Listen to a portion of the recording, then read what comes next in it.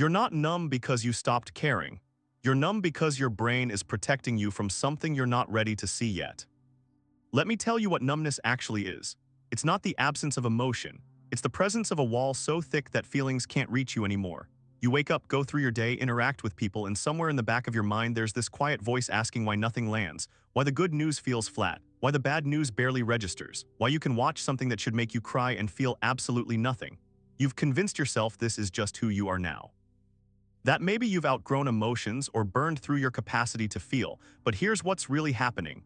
Your brain isn't broken, it's working exactly as designed, it's just working against you. Because numbness isn't a malfunction, it's a feature. A defense mechanism so sophisticated that you don't even recognize it's running. And it's protecting you from the one thing you've been avoiding longer than you realize. I remember the exact moment I realized I couldn't feel anything anymore. I was sitting in my car after getting news that should have devastated me. A relationship ending, not a casual one, years, and I sat there waiting for the tears, for the anger, for something. Nothing came. I turned on the radio, drove home, made dinner. It wasn't until 3 weeks later, staring at my reflection while brushing my teeth, that it hit me. I hadn't felt anything about anything in months. Not just the breakup, everything. Promotions felt like obligations. Friendships felt like performances. Even the things I used to love, the music, the books, the late-night conversations, they all had this strange flatness to them, like watching life through a window instead of living it. And the strangest part, I couldn't remember when it started. The numbness had crept in so gradually that I'd normalized it. I thought I was just becoming more mature, more logical, more in control.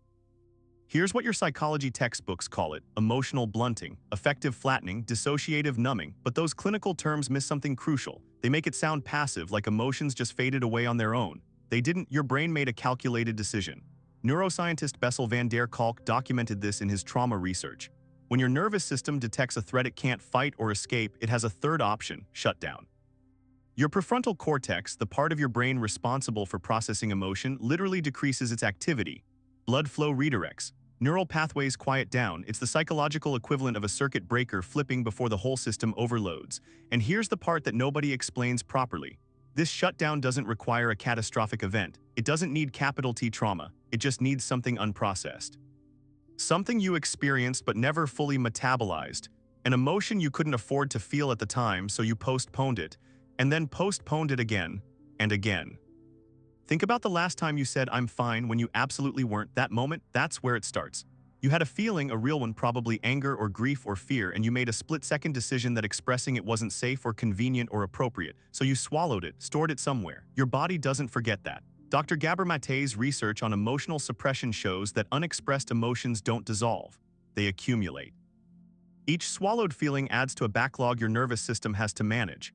And managing takes energy, constant energy, so your brain, efficient machine that it is, finds a solution.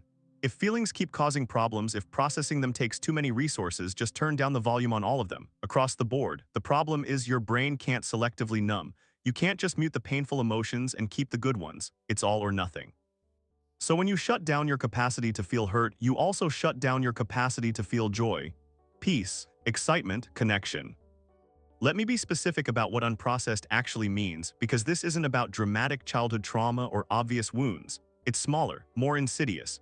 It's the argument you never had because keeping peace felt more important, the grief you never expressed because everyone else seemed to be moving on, the rejection you laughed off publicly while something inside you quietly broke, the boundary you didn't set because you didn't want to seem difficult. It's every moment you performed the emotion people expected instead of the one you actually felt. Every time you comforted someone else while your own pain went unacknowledged. Every situation where you were the strong one, the logical one, the one who held it together, while your nervous system logged the discrepancy between what you showed and what you felt. That discrepancy, that's what doesn't get processed. And your brain keeps a running tab. At some point, the tab gets too long. The backlog too heavy, and numbness stops being an emergency response. It becomes your baseline. You want to know the cruelest part? You probably can't even identify what you're avoiding. Because the whole point of this defense mechanism is to keep it hidden from you. Your conscious mind genuinely believes you're fine, you've rationalized everything, you've moved on, you're over it, but your body hasn't moved on. Dr. Peter Levine's work on somatic experiencing reveals that unprocessed experiences live in your nervous system as incomplete defensive responses. Your body is still bracing for an impact that never fully landed, still holding tension from a confrontation that never happened, still carrying activation from emotions that never got discharged. And as long as that energy sits there unresolved, your brain will keep you numb. Because the moment you start to feel again, really feel, all of that stored material will rush to the surface. Every postponed grief, every swallowed rage, every unnamed fear. Your numbness isn't protecting you from the world. It's protecting you from yourself, from your own backlog. Back to my story. It took me 4 months after that moment in the bathroom mirror to understand what I was actually avoiding. I started keeping a log of every time I felt that familiar flatness, that nothing registers feeling. The pattern was so obvious once I started tracking it. Every time I got close to someone emotionally, the numbness intensified. Every time a conversation veered toward anything real, anything vulnerable, I'd feel myself disconnect mid-sentence. Like watching myself from across the room. The thing I was avoiding wasn't in my past, it was intimacy itself. Years before the relationship that ended, I'd been hurt badly by someone I'd trusted completely, and I'd never let myself actually process that betrayal. I'd done what I always do, moved on, stayed busy, convinced myself I was resilient, but my nervous system never got the memo. It just stayed on high alert, waiting for the next betrayal, burning energy, until my brain finally said enough and just shut the whole feeling system down.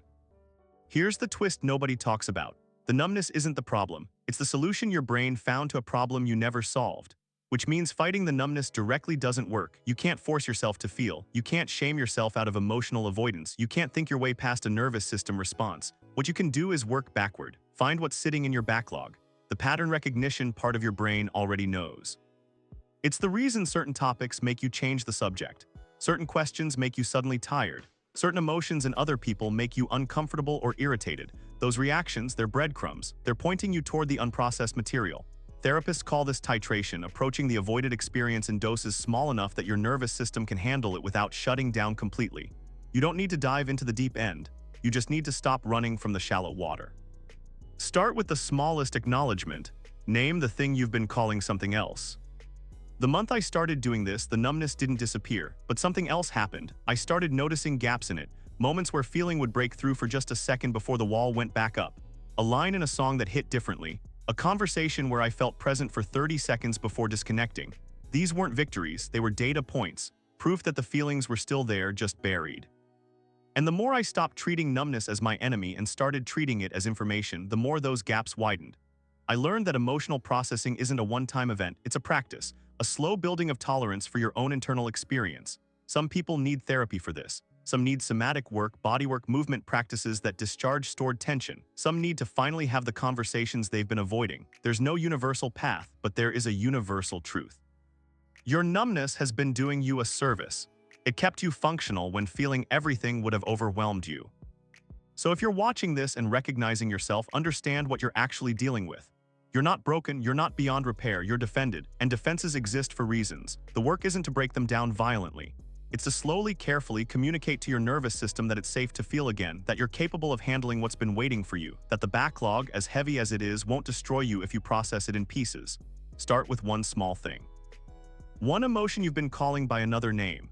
One conversation you've been postponing. One memory you skip past without examining. Your brain will resist, that's expected. It's been protecting you for so long it doesn't know how to do anything else. But persistence outlasts protection. Eventually, the wall starts to develop cracks, and through those cracks, slowly, carefully, you start to feel again. In tomorrow's video, we'll explore why the people closest to you might actually be invested in keeping you numb. Subscribe so you don't miss it. If the video resonated with you, hit subscribe. Uncomfortable Truths drops a new uncomfortable truth tomorrow and every day after on personal finance, relationships, mindset, and productivity, and more. Turn on notifications so you're first to see it. The truth is uncomfortable, but it's always worth it.